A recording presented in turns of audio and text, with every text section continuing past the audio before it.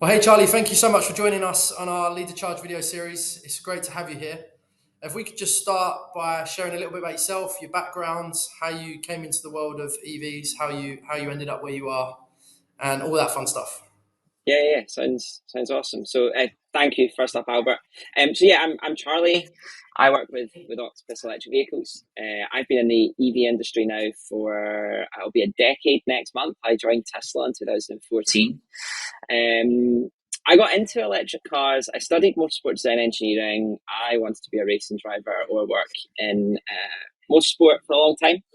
And in 2013, I bought my first electric car because it was cheaper than getting the bus. I think my PCP was Wow, £68 a month, and that was me wow. ready to rock and roll. What EV was that? A Renault Twizy. Renault were it was the first Twizy in Scotland, and Renault were so scared they gave me free doors and free windows because I decided to try and buy the car without them. Wow, okay.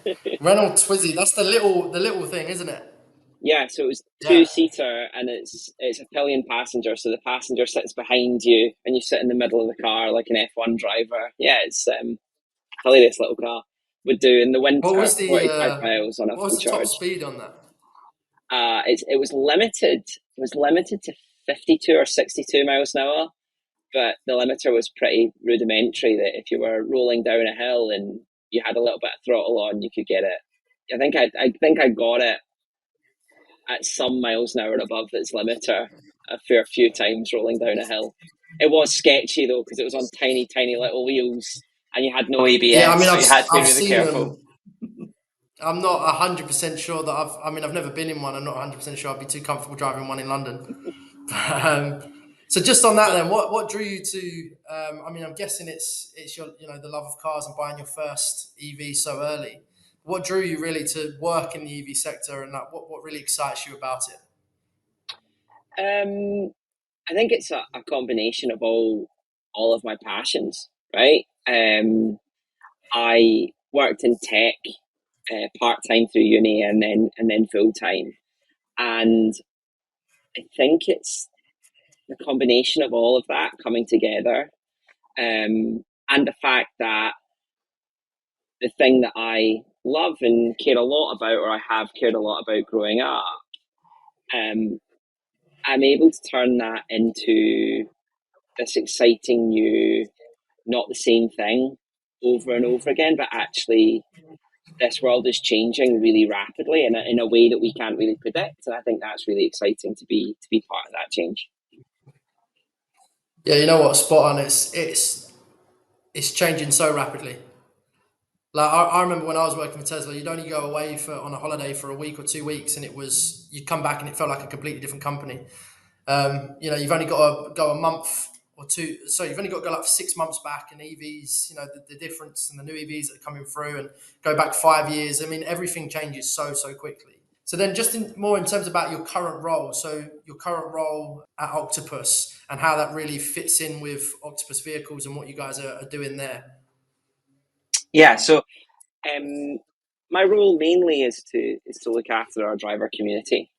So I think both of us being ex Tesla, Tesla was really this beautiful location that when customers came in, they kind of already knew a bit about electric cars. They were already fairly sold on what Elon brought to the table and what Tesla brought to the table. And for a while, I worked at a car company that you either know everything about or you know nothing about called Caterham. And I used to help sell racing car spots. So you could join Caterham, Well, and within a okay. year, you could become a fully fledged racing driver.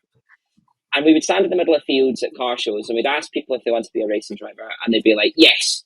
And then you'd ask them whether they wanted to go to the gym, whether they were prepared to give up 12 weekends of the year, if they had their trailer's license, if they had extra money in the bank to make sure that they could cover if they had a crash or anything like that.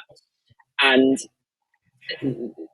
that then started to knock a lot of people out as they'd be like, nah, I won't do this, or I'll wait till I can achieve that, or I'll wait till the kids have gone to uni so that I've got the time.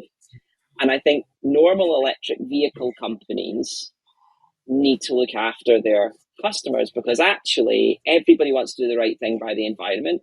There's then a lot of questions about what is the right thing, right? What is the right, is it getting an electric car? Is it getting a hybrid? So a lot of my role is to A, make sure that our customers get the most out of their car once they've got it, and B, understand how they're making an impact and how they're doing something different, so that at the end of their time with us, they've looked after their car well, but not only have they looked after it, they've actually fallen in love with it and gotten to do more than just drive to work, right? It's more than a commute. It's actually, maybe they've taken it to the south of France for their first ever driving holiday. Maybe they were able to move or go camping in it and those kinds of things. So it's bringing their car into their life in a way that they've maybe not thought about before. I mean, that's awesome. So really, what it sounds like you're doing is it's more it's less about the car, more about lifestyle, making sure that the car meets fits their practical day to day lifestyle. Because there are so many EVs out there, as you'll know, at being an Octopus, knowing how many different ones there are, and that you hear people say things about EVs, and they put that as like a blanket for all EVs, when actually they're so different, and one car might suit someone really well and just doesn't fit the next person at all, and it's the completely wrong car. And if they go in that vehicle, they're going to have this idea that all EVs are this certain way. So doing it to meet the lifestyle, I mean, yeah, just I don't know if there's any more you can share on that, or if you can adapt on that further as to what that looks like and the importance of that. Yeah. So I think one of the main examples, which is really easy to point out, is something called Electroverse, which, if you're not in the electric car industry, you've maybe not heard about. And that's an app and a website built by a separate part of Octopus that maps all the chargers across the UK. And it allows you to build a map, a little bit like the Tesla system does for itself. But you can build a map on your phone before you leave the house, and you just pop your number plate in, tell it where you want to go, and it does all the charging mapping for you, so you don't have to worry about it. Well, That's a brilliant piece. That's a brilliant thing, right? But if we don't tell our customers about it and how to use it properly, they then might have a really bad experience that isn't the customer's fault, and it isn't really our fault, because we built a solution, but we need to tell our driver community especially about that solution. Otherwise, they yeah, won't use it, right? Because it's not plugged into the car in the same way that the Tesla system is, or the same way that the Polestar system might be. Or I've got a BMW. My BMW system, I'm not going to beat around the bush, is not the best at mapping all the chargers. So if I don't know that that system exists, how do I use it? So that's a big part of what I do, is going out and making sure that our customers are using the solutions that we've got so that they get the most out of what they're doing. Is that a better answer? yeah. I mean, that's honestly like those types of education is really. I mean, it can make or break a customer, right? It can make or break whether they get an EV or they don't get an EV, because the chargers are there. There's lots of chargers. There's loads of chargers still to come, but if we don't know where they are, and people can find that really frustrating, and they don't know when they're. I mean, I luckily enough, I do drive a Tesla where it does map everything out for me, and I majority of the time use the Tesla network.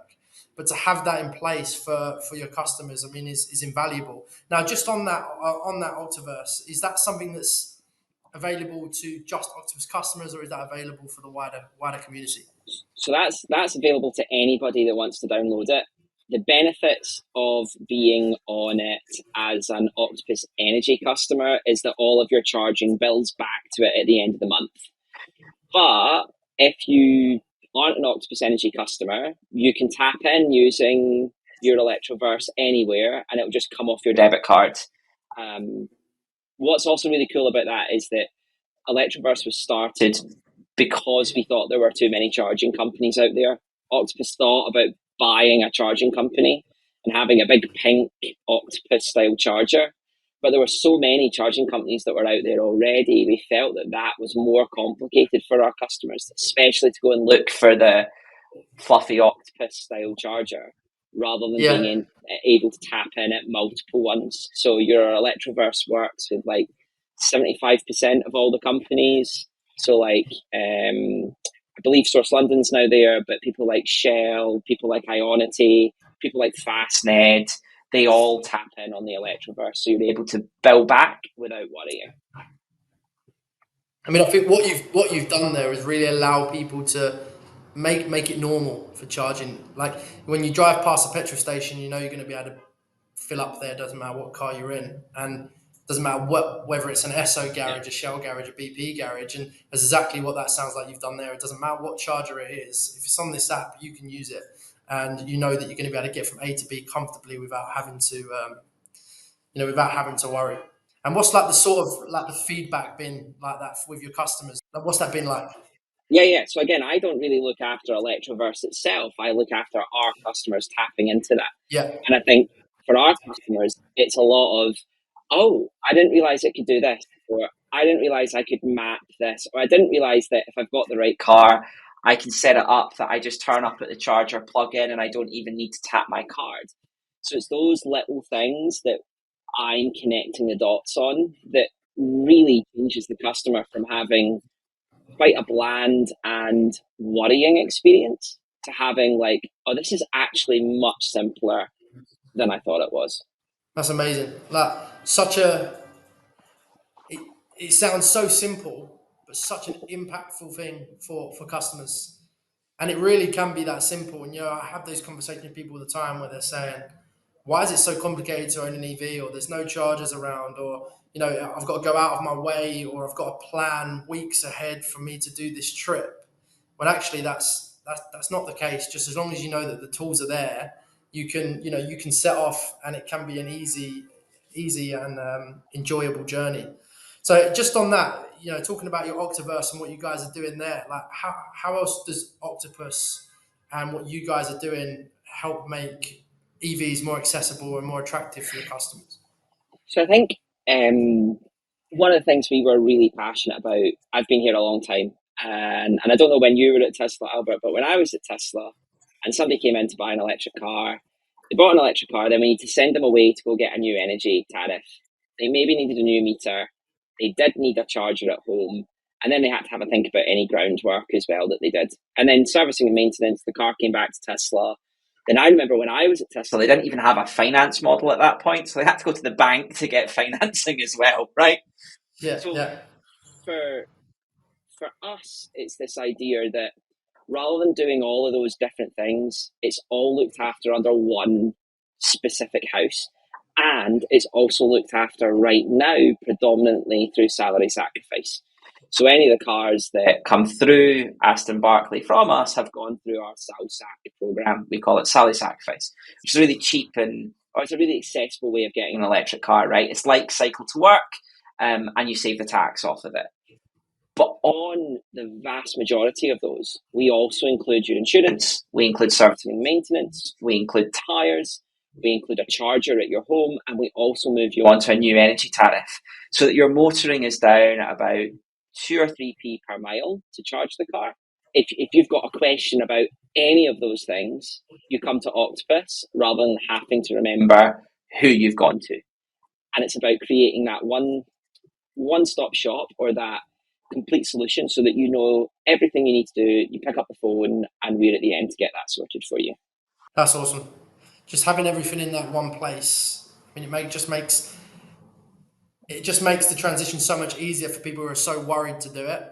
And people do have that worry, like, well, what about this? What about that? And even like the service and the maintenance, like your EV tires are not the same as what you'd put on a normal car. And people have that worry. It's just, how do I know what I'm doing? And, if they're, what the price difference might be and all that kind of stuff. But, being at Octopus and dealing with, when you're at Tesla, all you deal with is Tesla, you know, and you can be so ingrained into that life and coming in somewhere like Aston Barclay, seeing Octopus's cars come through and some of the other EVs that come through. There's a lot out there, and there's a lot of good cars on offer.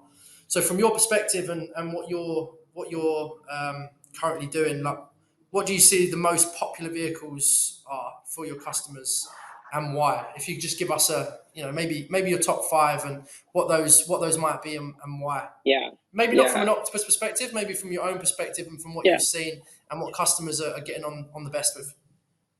I think for customers brand new and that can afford it, Tesla are still there in terms of holistically.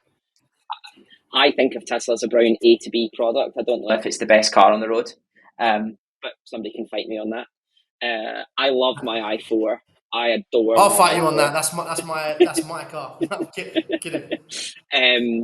My i4 M50 is just incredible. It's like an electric M5. I think BYD are coming in so strong with some really compelling things at a really attractive and compelling, competitive price point. And I think that's been a long time coming, and it'll be interesting to then see how the European manufacturers respond to that. Yep. As a reformed petrol head, I'm always really excited to see things like that new Alpine, the Renault 5 derivative. Yeah. So yeah, I think from an Octopus standpoint, anything that makes electric motoring easier and cheaper is a brilliant thing for us. And then for me, anything that's exciting and compelling, Ionic 5, the N, Ionic 5N is a really exciting product because it's maybe changing the way that people perceive EVs. And not that I have to be careful, but I have to be aware that for me, performance motoring and the circuit stuff that people like Misha Chowdhury do, he's got an amazing YouTube channel, that kind of thing, is really exciting. But actually, that car that's really aggressive, that Ionic 5N, the thing that I find really exciting about that is that that car will do 2 laps of the Nürburgring and in 20 minutes will be charged back up again at an Ionity. Yeah. Now, if you're driving from London to Glasgow, you don't need to be driving around the Nürburgring, but that knowledge that you can just rinse, repeat, charge and go, charge and go, charge and go, charge and go, charge and go. I took my car to the south of France, to Sicily last September. That ability to know that the technology's there, that there's no drop off, there's no charging worries, it's just bang, bang, bang. That really excites me as well, because I think that's where a lot of people are like, oh, I get that I stop and have a coffee and jump to the loo and my car will be full up, but can I do that 8 or 9 times in a row? And those cars are proving that it can. That's great. That's awesome. I mean, it's funny as you say about changing people's view on what EVs can do, because you've only got to look at some of the cars. Like there's some EVs actually that people wouldn't look twice at them if they were a petrol or diesel car. They're like, oh, I wouldn't go to that brand, but that brand's version of EVs are actually some of the better ones that are coming through. So just a question off the back of that, when it comes to companies like BYD who are so new, and so new to the UK, and people might be unsure about the badge. And badge buying has been such a big thing for such a long time. You can go out and you buy a badge because it's a BMW, it's an amazing car, or because it's an Audi, when actually you can get some other great cars. Not saying that those brands don't do great cars, because by all means they do, but you've got BYD who are so new. How do you kind of alleviate those concerns when people are seeing these new brands coming in that they're just not used to? I think there's this brilliant analogy, right, that during World War II, I'll explain where I'm going with this, right? I'll really explain where I'm going with this as I go on. There's this brilliant I'm on the analogy, edge of my seat.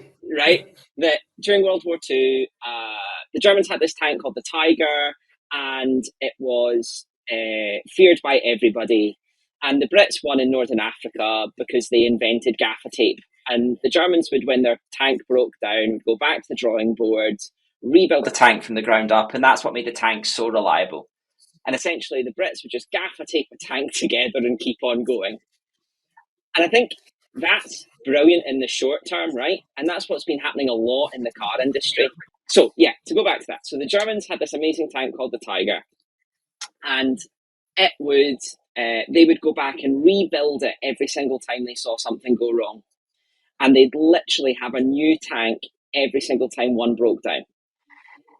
The Brits invented gaffer tape and would literally just gaffer tape their tank back together on the battlefield and keep on going forward. And I think for the vast majority of our experience in petrol or diesel cars, it's essentially like gaffer taping that car back together. Each car gets a little bit better every time. And we're at this point where, like, there are certain companies that make amazing petrol and diesel cars, and they know what they've been doing for years and years and years. With electric cars, it's a chance to go back to the drawing board. So if you are a Hyundai who in the past had not the greatest badge recognition, they have the ability with the N division and the rally team and the fact that this new technology is coming through to go right back to the beginning, go, right, if we take everything we've learned from the last 15, 20 years just in Europe alone, and we apply it to a brand new piece of kit rather than trying to massage or shoehorn something in, they can build an amazing car. And I think that's where Tesla stole a march. I think that's where the Porsche Taycan is an incredible car. I think that's where people like BYD, MG, and other car manufacturers, maybe in the past, have had a bad brand image, but now can really set themselves apart, is because they've actually gone, do you know what? This gives us a whole new lease of life. This gives us a whole new ability to change the way that we look at the problems. And hopefully the gaffer tape analogy works there. You know what? No, I was worrying. I was thinking, where are you going with this? But exactly that. Like, what a great analogy. It's actually so true. So it was a way that companies could clean sheet of paper. MG4 being a great example. What an incredible EV, and MG didn't get a look in for most people in other areas. So true. And BYD being a prime example, coming into the UK and actually stealing the show. What an amazing car. Like, so many great models that they've got, and models that actually can suit so many different people's needs, rather than, because people want to go for the same model. I had someone say to me, and I used the X3 as an example. People said to me, "Oh, I've got the X3 now. I'm looking at the iX3." Actually, they're two different cars. They might look the same from the outside, but actually they're two completely different cars. So when it comes to the EVs, and looking at customers' preferences and what customers are looking for in their EVs, like, what sort of shift have you seen when it comes to EVs compared to your traditional ICE vehicle? Like, what are customers actually looking for in their EV when they're purchasing? What sort of shift have you seen? I think there's real shifts, and I think there's not so real shifts, right? And that you'll have had it all the time that customers come in and they ask about range, right? And when do you ever walk into a dealership and go, how far can this car go on a full tank of petrol? So I think that's part of, like, how do we look after that customer in the right way? I think after you've had that conversation, right? After you've had that conversation, we start to see customers buying cars that fit into their lives better, I think. Rather than coming in and just buying the same old car over and over and over again, we're able to actually go, right, tell us a little bit more about what you use your car for, and let's get you the right car for that. Let's just not get you an SUV for the sake of getting an SUV. And like, a lot of our cars are crossover SUVs, right? I'm not saying that that's not a great market. What I mean is that there are some people who in the past would have never bought an SUV that have to make that move now. And there are people that have always been buying this on Qashqai that now are going, actually, maybe an MG4 or maybe a BYD Dolphin works. And those two cars, as much as they're a very similar price point, are two very, very different cars. And again, actually, the person that comes in to look at those, even if they're at the same price point, isn't one customer should be absolutely recommended the MG, and one customer should absolutely be recommended the Dolphin in that situation. And I think the trend there is less so like, I see more people buying this or more people buying that. I think I see more people being, because it's new to them, having more of an open-mindedness towards what should we get this time. Yeah, and you know what? I mean, it's back to what you said earlier about lifestyle. Buying a car is now more built, when it comes to an EV, is more built around lifestyle than just buying the car because you like the car, right?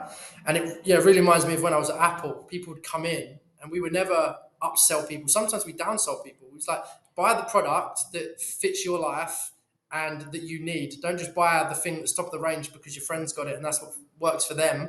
Or, you're buying a product that actually meets your need. And it's great to see that that's the way it's going with EVs. And it's become more of a, maybe not the right term, but more of an emotional purchase. Like, you're buying something that's really going to fit your family and fit your needs rather than, does that make sense? So it's become more of an actual experience when it comes to buying the car. do you think that, right? And I'm not challenging you in a bad way, right? But the person that went out and bought a Subaru in 1995 because Colin McRae had just won the World Rally Championship, or the person that went out and bought an M3 in like the early 2000s, I think they were emotional purchases, right? They were people that were going in and making emotional purchases. Is it that the change that we're now experiencing allows people that have never been into cars to experience that emotional change for the first time? Yeah, great. Yeah, Does that make sense? yeah, Like, very true. Yeah, rather yeah, for than sure. sitting around the dinner table at Christmas talking about how amazing your new Subaru Impreza is and how you feel like Colin McRae when you're driving down the 82. That's the road round Loch Lomond. You can sit down and you can be like, look, I save all this amazing amount of money. I'm not doing that much damage to the environment. I've got a car that now fits my life so much better. And oh, and by the way, I never have to defrost it again. I can heat it up from my app. Like, those are Yeah, all yeah, things that make people feel, not make people feel, like literally makes their life a little bit better. yeah, And their car's now achieving that for them. yeah. And you know, little things like that make a massive difference. Like for me, I've got two kids. Being able to go out to my car in the morning on a winter's evening, knowing that it's defrosted and they can get in a warm car rather than sitting there while I'm scraping the windscreen, makes a world of difference. It's I'm funny, but jealous it of makes a all my world of neighbours, difference. right? All my neighbours just hate the fact that my car is wet on a cold winter's morning and they're out there. They can hear it start, right? So you can hear the fan go. And then they ask me how I've managed this, that I just walk up and my car's all ready to rock and roll. I mean, people are jealous, and people have asked me as well. They're like, how have you done that?" But you know, it's great. So, and then just on the back of that, then like again, speaking with the amount of customers that you do, and speaking with all the different people that you speak to, what would you say is the biggest misconceptions that people come in with that you're able to like debunk and able to actually set the record straight on when it comes to EVs? I think charging will always be the big one, right? I think people are always worried about charging. I think cost is the other one as well. Actually, you need to be rich to own an EV, and I think it or that they cost more. I think that's how you structure how you get a car, and I think salary sacrifice allows us in a big way to really show you the total cost of ownership. And I think that's the big thing, right? Is that an electric vehicle, for the most part, will be more expensive to just at a less price, but actually over a long Yeah, term, it works out cheaper. And everybody kind of knows that, but I don't think they really know the extent of how much cheaper, how much cheaper it is. And yeah, like taking my Octopus hat off for a minute, I could have gone out and bought a GR Yaris, which is a what now a £40,000 car, and my BMW is a £78,000 car, and my BMW costs me less a month than getting a GR Yaris. crazy. Yeah, right. But you wouldn't if you looked at list prices and then you did a little bit of fuel and then you didn't look at salary sacrifice, you'd be like, that doesn't work. Um, Yeah, and then yeah, I think the big thing from that I see a lot of, and maybe this isn't quite answering the question, but which is really interesting, is that a lot of our customers buy an electric vehicle as like their second car, or in a two-car family, they have one car that's electric and one car that's petrol. And at the end of their lease, it turns out they're using their electric car so much more than their petrol car that they get rid of their petrol car and they get another electric one. And I think that's a really cool, like, they go on this journey of like, oh, well, actually, now that we've done the shopping and taking the kids to school and going to work, maybe we will try that run to the beach. And then when that run to the beach works, they then go, maybe we'll try a weekend away. And then once the weekend away works, they'll go, maybe we'll go camping in the north of France. We've never taken our car there before. And it almost becomes like a challenge, like a fun thing to do rather than just, yeah, just doing it. Yeah, yeah. yeah. And you know what? Exactly that. Like I go to Disneyland Paris with my kids. Like we go often, and once we got the Tesla, he was like, "Well, why don't we just drive there? It'll be fun. You know, it'll be an experience." And then like we were talking about Italy, it's like, well, why don't we drive there? It'll be a fun experience. And it's like owning the EVs becomes so much part of the lifestyle and the way we work as a family, that that's what it's become. And it's like wouldn't have drove there in my petrol, because that wasn't an experience. That wasn't something that we were interested in doing.